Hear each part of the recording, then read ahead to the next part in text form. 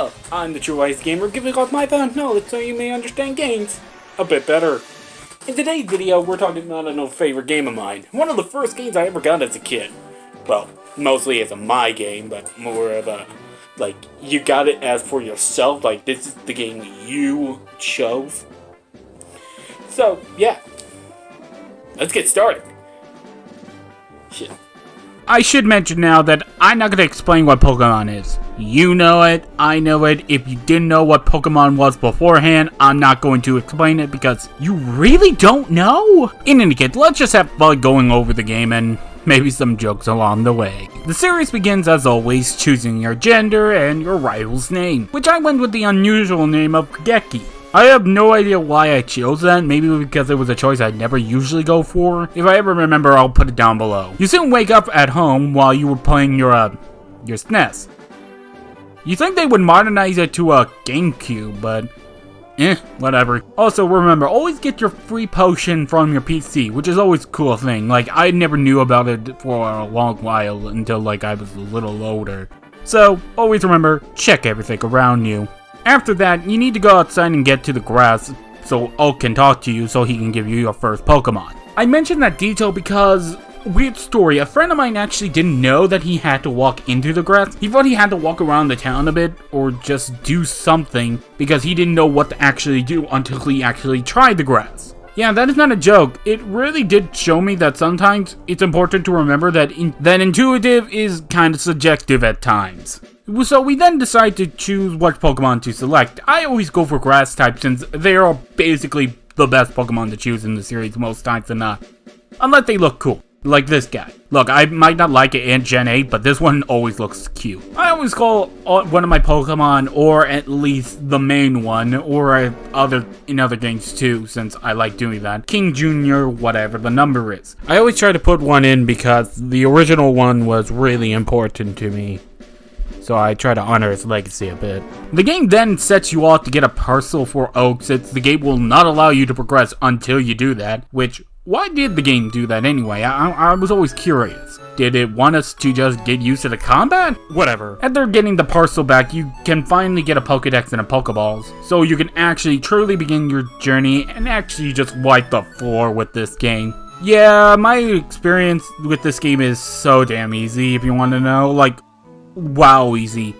Look, I know all the Pokemon games are easy, but damn, I legit broke this game kinda in half in a way. Now, of course, any game can be broken, but with what I know, it's quite simple. See, every part is made to get you a certain level if you know which ones to fight mostly. You can quite easily go over a lot of fights and breeze through this game like nothing. I mean, yes, sure, you still gotta beat the Pewter and Cerulean Gym, but yeah, other than that, most of the other ones are easy, and the Viridian one is the last one you have to do, but still. And honestly, my team was built to handle most things that can be thrown at me. My team is usually whatever I'm given, but more times than not, I usually have this certain type of Pokemon in my team. Going in no particular order of the Pokemon I use, I'll just basically do this. Amazon, who I originally referred to as Sagema, but due to making another reference later, I later decided to call him Amazon to make a Kamen Rider reference, because I am a fan of the series. Harvey for Pidgeot, because I wanted a Harvey Birdman reference, because I really do need an attorney at law. Then there was Nishiki, due to the tattoo he had on his back of a card, which I called him Ishiban because of 7th coming out, but whatever. She-Hulk, cause okay, look, I really wanted to make a Hulk reference, but couldn't, and I thought mine was going to be a male, but apparently it wasn't. Lastly was Ayane, is named after the character from the Dead or Alive series, since that character is more there than any other series. Since I know a friend who's actually really liked the series as a fighting game. It's really good in my opinion. This team was really all I ever needed since they're that useful, and I usually get these early on so it doesn't cause me much of a hassle.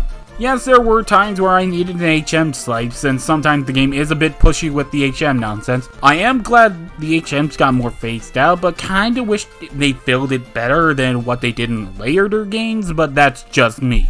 Then and also, the team was also very, again, I must repeat, useful because I, again, already know this game like the back of my hand. So, if I knew what trainer was coming up, I could switch out to the Pokemon that could be useful in this battle. Because when you boil it down, this game is very straightforward. Though, strangely enough, it's also one of the more open ones of the series. Yeah, let me explain. Before the second gym, you could actually have a little more options, like, do you want to go up the bridge before fighting the Cerulean Gym? You can do that. Do you want to go against the SSN before doing the Cerulean Gym as well? Go ahead and do that. Do you want to do the Fuchsia Gym before you doing the fourth gym? Yes, you can do that. And you can even go beyond that. You can even do the 7th gym before Saffron or Erica, too. It's actually very possible to do that. Because the flow, it doesn't need to flow that easily, but I do recommend you do it in the order the game wants you to do, since it will cause issues for me later. But it's very nice to have that sort of level of freedom to have. I mean, like, I would agree that the game should be a little more free-form to how you can go through the games a bit, but good compromise still. I would kind of go back to mention the story, but I would say what story as it is very bare bones. Yes, there are events happening like the going up the ghost tower where people bury their Pokemon for some reason. How does that even work exactly? Or is it just like a grave mark with the Pokemon in it? Maybe that's kind of more fucked up. Or the game corner that's actually a secret base for Team Rocket, or Team Rocket taking over the Silph Cove, which, how the hell did Giovanni think this would be able to take over the company when he could just literally buy the company? Just saying. I would like to also mention my own little bias because I played this game a lot, that maybe now as an adult, it makes me just want to have more. Though then again, they did remake it and didn't really do much, if anything, took stuff out of it, but whatever. I mean, for all the bullshit I give Gen 8 for, it felt nice to have more structure and also having more of a concrete story. Yeah, it was horrible later on with a kind of message that kind of says, go ahead and ignore issues. I'm sorry, I know I'm being mean to Gen 8, but it just can't be helped. And also, if you haven't noticed, I haven't mentioned the gameplay much since this series is a very gameplay-focused series, so let's actually talk about battles and the Pokemon and stuff, and my big issues with Gen 1. Yeah, you thought this one was just going to be a positive one? It is, but let's be real here, I need to talk about these issues since these issues should have been handled in this version. Like, wow, they should have had. Then also knocking it down the pedestal that everyone kind of put it on. Like, there are a lot of issues when we're being clear. Let's get the basics out of the way. This is a turn-based RPG of the simple variety, which is never really a problem with me. As you all know, you can find Pokemon pretty much anywhere, like in the wild, with this old man trying to teach you how to use a Pokemon, or capturing Pokemon too, with using also this guy giving you a freaking television just to teach you things about Pokemon, which is really weird, in all honesty. Anyway, in battles, you're allowed to choose up to 6 Pokemon at any time and carry. Then choose whoever goes in first or whatever. I will never ever say this is not the kind of coolest idea ever. It allows for so much variety to make up. It's just an awesome idea. Anyway, in battle, the idea is to knock out your opponent's team so you can win and them paying you money. I always say it's like, in some regard, like why they're paying you is because we're so awesome that people pay us to battle us. Yes, I think that much. Or if it's a wild Pokemon, trying to either capture them or get them knocked out. Which either or, if you already have 6 Pokemon, will be transferred to your PC, in which you can switch out with any other Pokemon you want, so it allows again for a variety. Though, I need to mention kind of one of the issues of this generation, and kind of 5 too. See, this generation didn't have a proper balance of Pokemon. They kind of accidentally didn't have enough types of each one. For example, the Fuchsia Gym has a lot of psychic than actual Pokemon that are poison and hell some pure ground type. It's just saying it's a little bizarre at least that there are a lot of poison type Pokemon and they didn't want to have that maybe because they didn't want to overlap with too many Pokemon, which is my first issue of the limited Pokemon. Actually, the issue is kind of more of an issue when they understand that some types aren't even given more than one line. And I'm gonna talk about those now. And yes, I know that complaint sounds bad, but it really can't be helped when the series wants to have an Elite Four member who's focused on Ghost type, uses only one Ghost type Pokemon, and reusing it 3 times. I mean, hell, it's not the only one that has this issue. Bruno, for some reason, has 2 Onyxes, even though his entire build-up is fighting type, and there are more than enough fighting types to fill his team. I mean, hell, Lance has it worse too, since he has not only 2 Gyarados, he also has 3 Dragonites, or Dragonair, or the line of Dragonite, and an Aerodactyl that's not even considered a dragon by its own dex entry. I know I sound mean in some regard, I'm just more annoyed that devs weren't able to think of a way or didn't even think to notice this issue, and didn't at least make an attempt to try to rebalance this for this remake and the next one. Just saying. Actually, on that subject of battles, each Pokemon is allowed up to 4 types of moves, which can be used mostly by whatever the Pokemon can learn, or through TMs that are scattered around the world. I would also like to ask, why are TMs a thing? I'll never know, as I was always confused on why Game Freak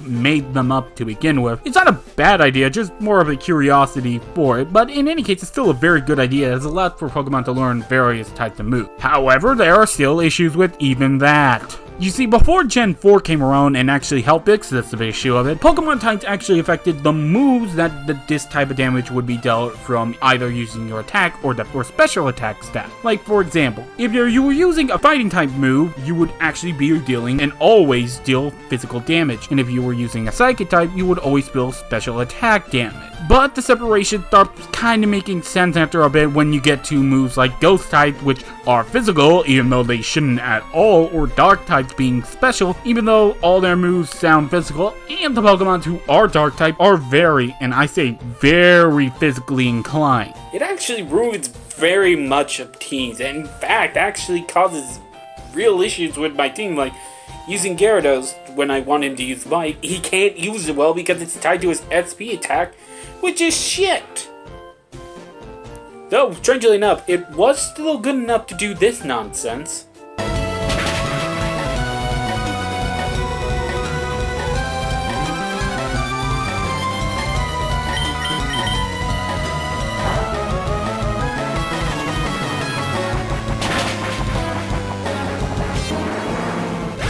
Yes, my friends, you may call me the Pokemon Master.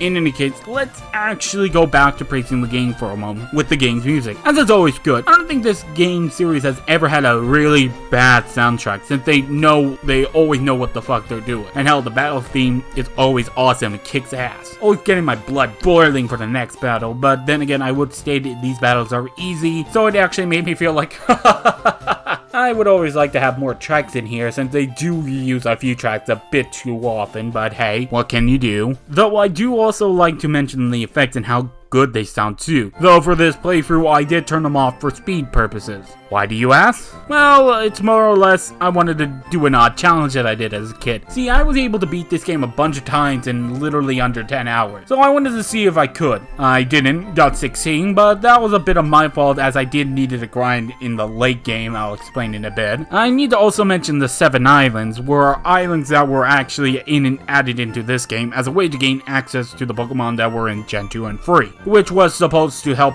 smooth out the issue of not having access to older Pokemon, which was an issue at the time. I will also need to mention that these areas and all the areas in fact looked amazing, though I would like some more trainer overworld sprites, but due to them all kind of blending together in the end. But that's kind of truly nitpicky in some regard, as the battle sprites are still amazing. And though I do want to ask, what's with the deal with the little X's on them? Like, I'm just curious. I know it sounds odd, but I just wanted to point that out. I always did appreciate the style of the games and how much they usually always try to evolve on the 2D aspect, which still looks amazing to this day.